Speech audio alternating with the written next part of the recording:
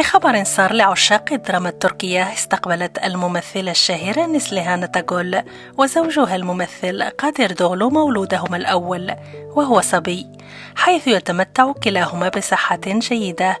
حتى الآن لم يعلن الزوجان رسميا عن اسم المولود، وقد أشارت بعض المصادر إلى تكهنات حول الأسماء المحتملة مثل جان أو درويش أو معصوم، إلا أنه لا توجد تأكيدات رسمية بشأن الاسم المختار.